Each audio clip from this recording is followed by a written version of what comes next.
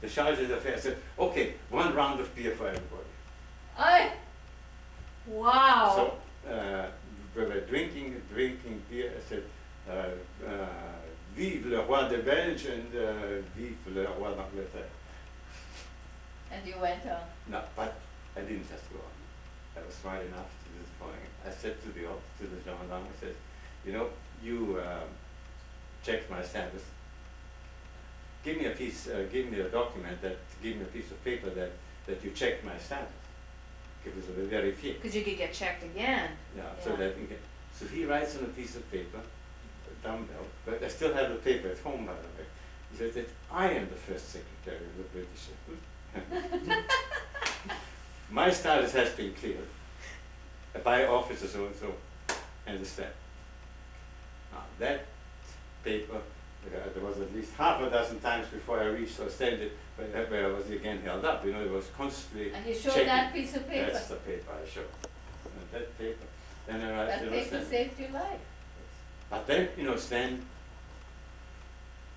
More trouble. no, what's no trouble? The charge d'affaires said to me, Eric, where do you want to go? You can come with us to Lille. We're going to Lille. As a matter of fact, there we're going to meet your boss. And but if you want, you can go to England. So I figured, you know, I had an American visa on me. I was on my way to the United States, so I figured Kurt was already in England. I better go to England and say hello to him and goodbye. Because you were going to go to the States after that. I said, I would like to go to England. Just okay. Oh, I said, we were in a hotel. They occupied the whole hotel, the British Embassy. And there was sort of a foyer. He says, oh, here, this is the wife of the British Consul General in Ostend. Maybe she can help you.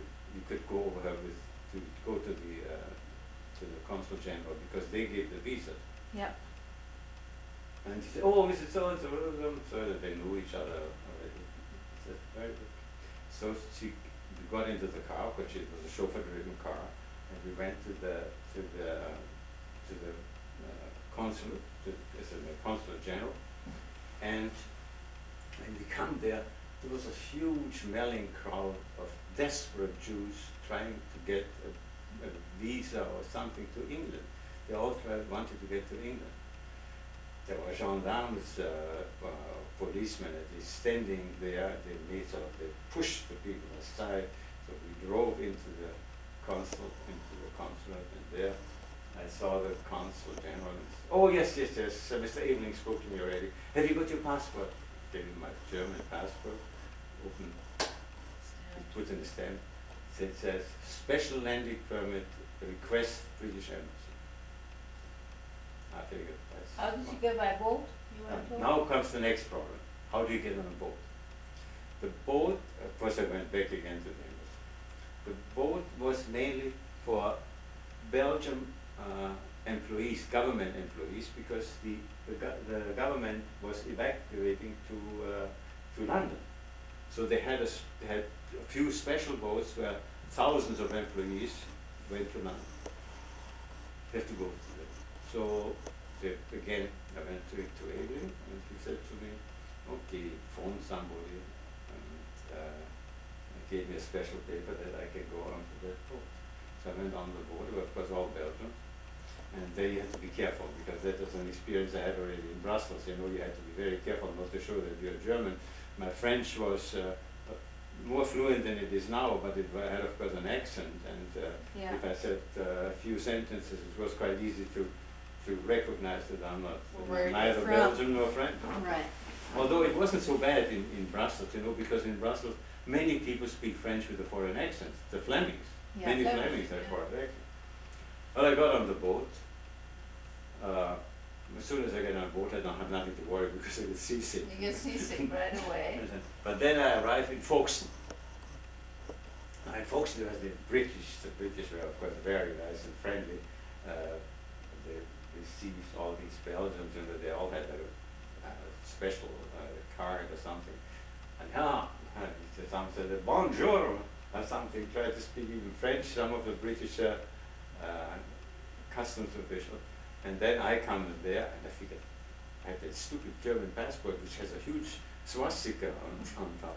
So I turned it around and so that he could see the special landing permit.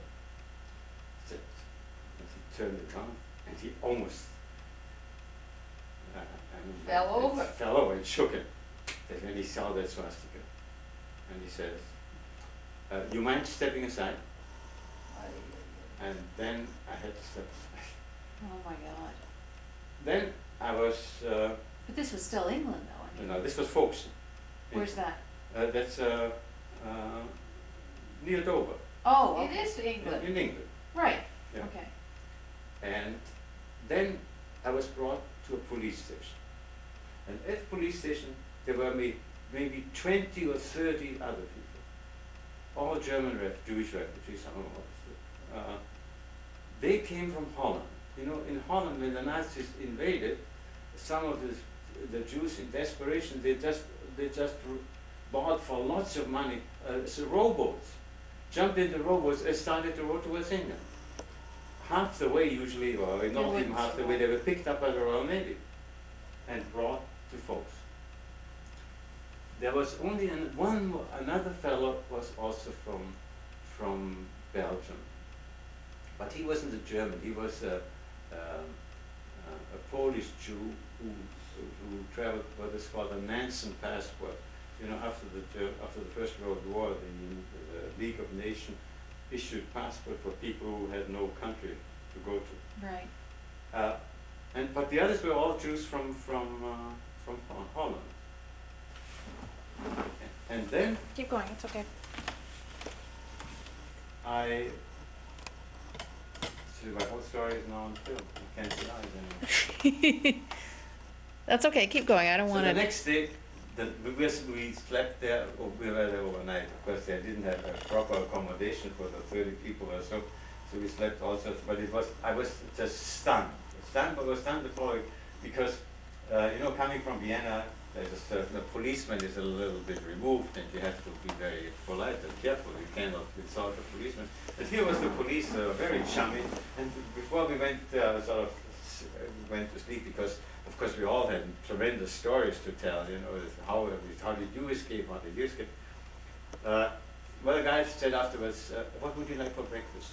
I took your order. But then the next morning, we were brought into a room, you know, which is, it must be also, the police station is also the court. There was sort of a platform where the judge would sit and so on. So we all, of course, whenever you don't know what your fate is, you do the dream of thoughts. I said, there's going to be a judge very soon and we'll all be free and so on. Well, it wasn't exactly like that. We went into a bus, the women, and women and men together still, we were still together. And we were driven from Folkestone to London.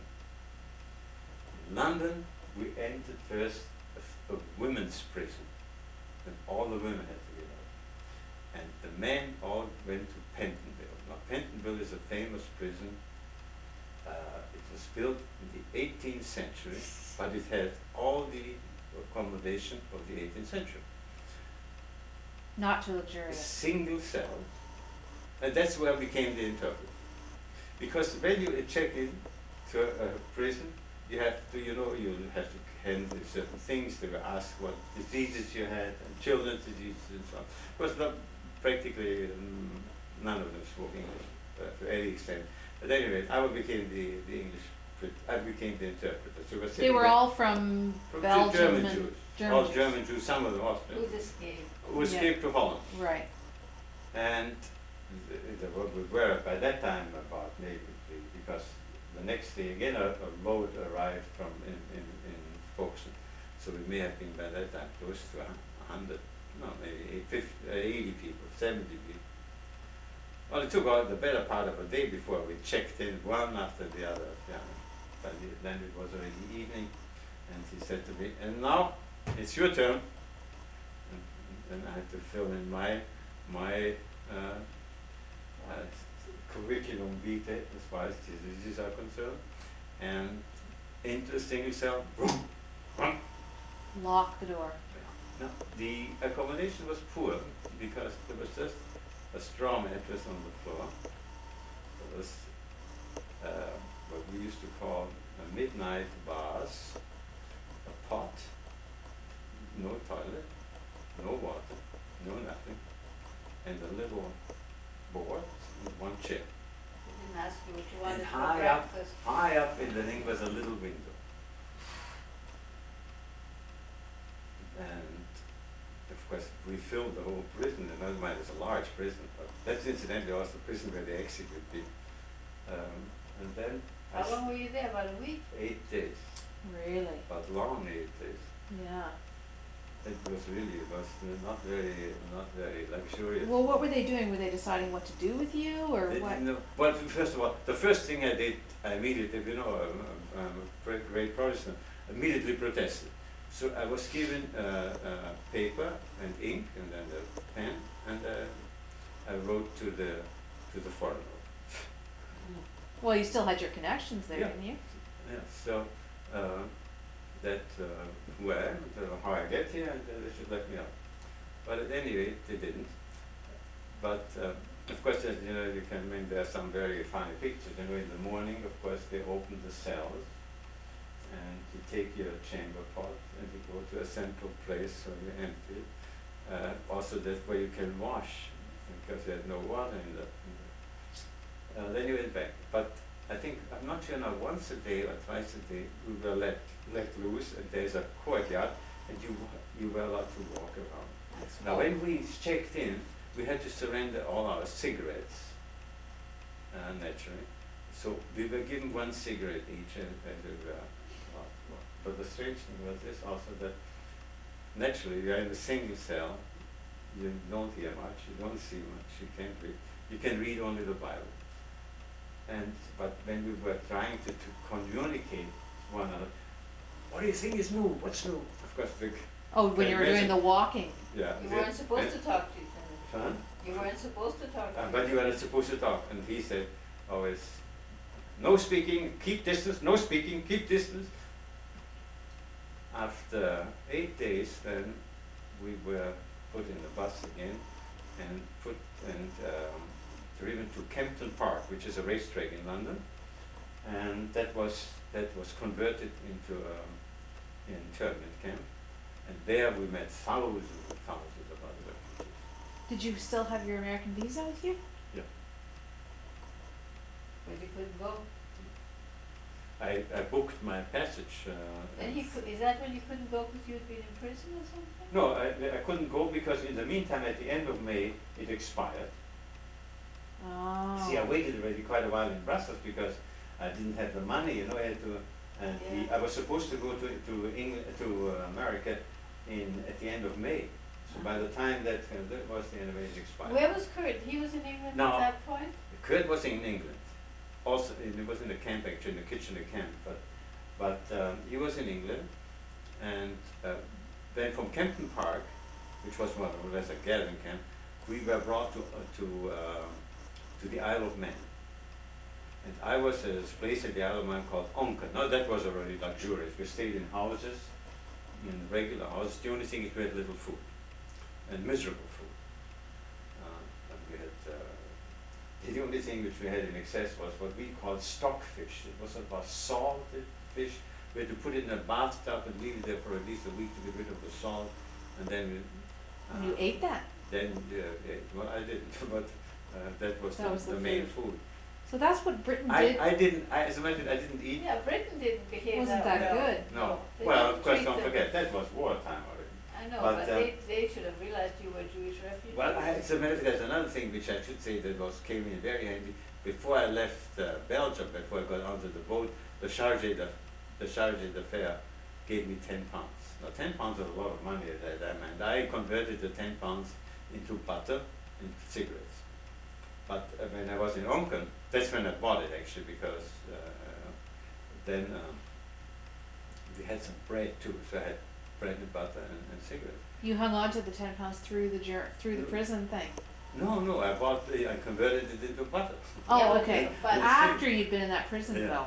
Oh yeah, no, After no, Pentonville. no, the prison there is nothing, there you could. Yeah, but But you managed to hang on to the hang on to £10. the Oh money. yes, Yeah. and but of course it didn't last very long because you know we have butter where there's shortage. We have many friends. You have to share it. But now comes the uninteresting part, because had I decided to go with the British embassy to To Lille, Lille, you would have been killed. I would have been the Germans cut off. You know, the Germans made that rush towards the coast and cut off and caught the British embassy, the ambassador, all the secretaries, all the attachés, or most of the employees, caught them there and interned them in Berlin. And they would have taken you, I would have ended up, You would have been dead. I would have been dead. your boss. My boss was interned for 4 years in Berlin. He did not let them go. The Nazis didn't let them go because the Nazis exchanged diplomats on a reciprocal basis. Anyway, I give you your diplomats, you give me mine. But here they got the British diplomats who were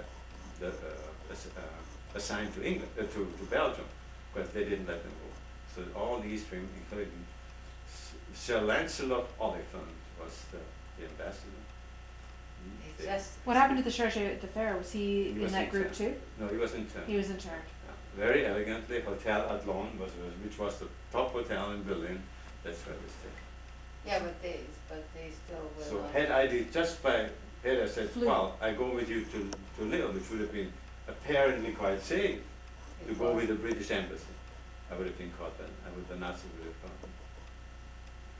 So So you that had was- several That things was a that. narrow escape. Everywhere along the way, there was always this. Well, it's the same thing, you know, Kurt and I we were very lucky on the so-called Kristallnacht, when the Nazis arrested all young Jews in Vienna, and particularly Vienna was great. All my friends were sent to Dachau.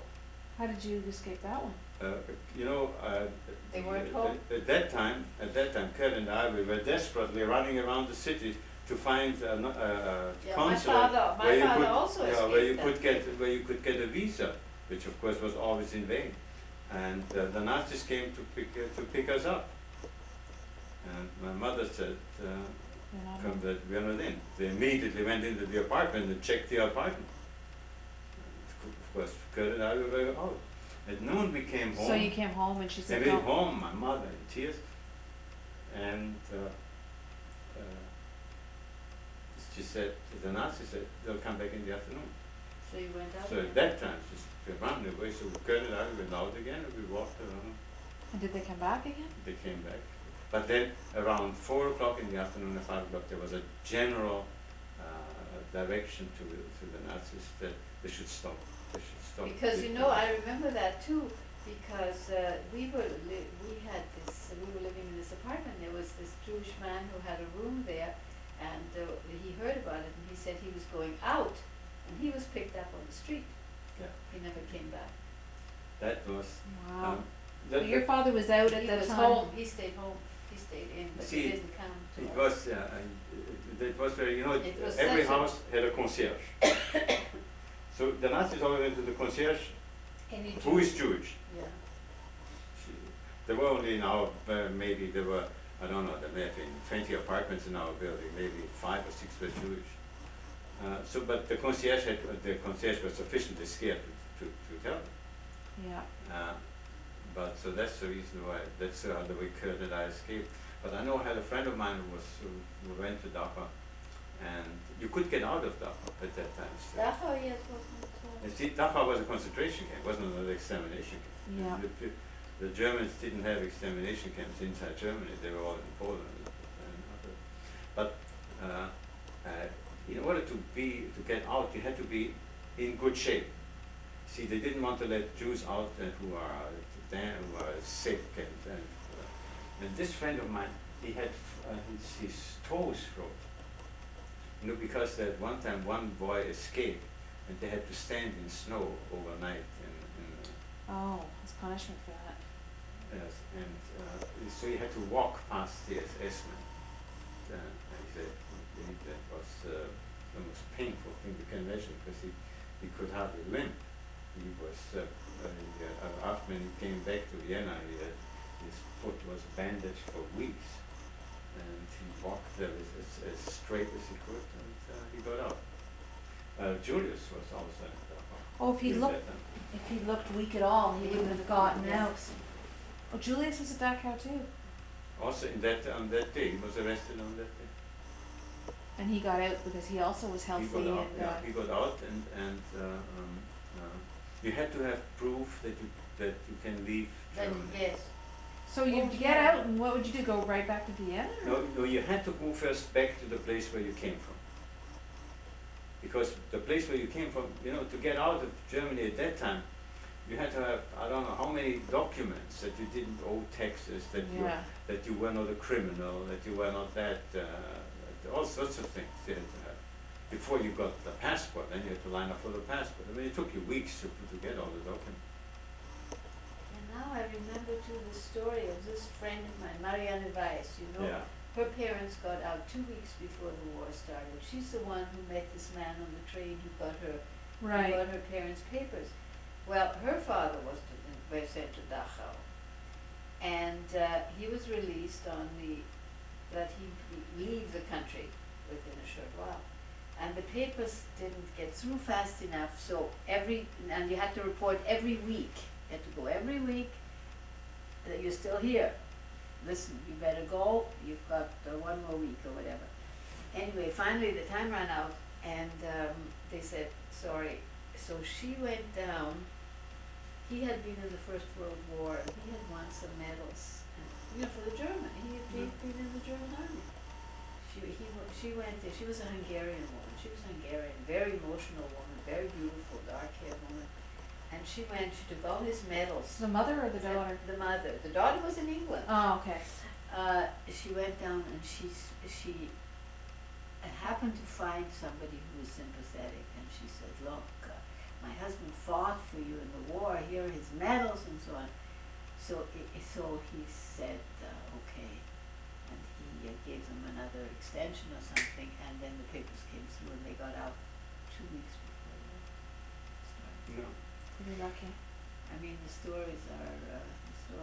So once you actually got to that other place, that final place where you mentioned. Then they went to Canada no, from eventually. there we went to Canada. So you weren't in that other little refugee camp for long? No, Ah, On the Isle of Man. on the on the Isle of Man. No, first of all, the Isle of Man, and then from there, as a matter of fact, then You they, met they, Kurt they somewhere. selected, not everybody went to Canada, the United States, because that I didn't take part in it, but the refugees in Britain were classified A, B, C. And I don't know exactly which one. I think A was sort of clear, B was a little doubtful, C was very doubtful. Because they all were afraid of fifth columnists. They always suspected that somebody may not be a genuine refugee. Now, of the A class, the clear ones, they took all from 16 to 39. Ah, From the B, they took even up to 40, and the C were automatically also came. Never mind the age. That's the reason. Then we were brought to Canada. You see, at that time, the British asked the Canadians whether they could take. We have prisoners of war. Can you accommodate them? We're afraid that the Germans will invade the country, and these people will become fifth columnists. So the Canadians said, okay, send them over. Of course, they didn't have any prisoners of war. They only had a few pilots and a few Navy people. The U-boats, some of the U-boats that were sunk. That some of the sailors saved themselves. So, out of the, I don't know, maybe 10,000 they shipped, maybe 500 were real Germans. The 9,500 were Jewish refugees. and so Canada didn't quite know what it was getting. Yes. And So- there I was lucky too, because the first boat that left was sunk, and everybody perished. You see, because the British were particularly smart. The British advised You the must have been Germans. thinking somebody's looking out for me here. The British advised the Germans that we are sending prisoners of war to Canada, and there was a Nazi flag and the British flag on the boat, because the British thought that the Germans will Will not. bomb it, But the Germans, of course, knew that they don't have 2 boatloads of, or 3 boatloads actually, or 3 boatloads of prisoners, so they sunk the first one. So we were already out of Liverpool, back to Liverpool, and had to wait for an escort because we were, the first Very boat went vulnerable. without escort. So half the Atlantic we went with escort, with Navy escort, and the other half then we went without escort. It was zigzagging. Took 13 days to cross the Where Atlantic. was Kurt? He was on the same boat? No, we were together. You Kurt had and I, met we by then? We met on the boat. You Been met on the boat? Yeah. No, because we were You the just same. happened to be on the same boat. Yeah. He hadn't been on the Isle of Man. Oh yes. Oh, he'd been But on the in Isle a of different, I had no idea. Oh, you had no idea he was there. There was many camps at the Isle of Man. But that was another way we escaped. Are you And, gonna put all that in your paper? Yeah. no. No. Eric, I just want to ask you one more question because you. Sorry to do that. I just you at the very To go out very for dinner tonight. yeah. Oh, thank you for this. It's been so Yeah. great for me. The first thing you talked about was that you think that now anti-Semitism can just flourish again. It's sort of coming out of all the woodwork now. You know, just there's not as much of a stigma about it. Do you think it can never reach proportions that it was again? I mean, don't you think there are safeguards in place now to prevent things from happening? Well, you see, basically, I think that a thing like this could only happen in a xenophobic country like Germany or Europe, and you don't have that many Jews anymore in Europe. Yeah. Here, anti-Semitism has probably more social effect and so on. I don't think that it could happen again to the extent, but what happened in 50 years, you don't know. The only thing, there's also one thing, you know, here are so many, the Jews are just one of many minorities doing Right. well. The Chinese do well too, Right. the Asiatics. So we are not as The isolated only group. as we were in Germany or in Austria. Right. That's what they used to say in Yugoslavia. In Yugoslavia, said the only nice thing about anti-Semitism is that, no, they said the different people in Yugoslavia, they always hate each other. The only thing they have in common is they all hate the Jews. Yeah. Well, thank you so much. It was really Well,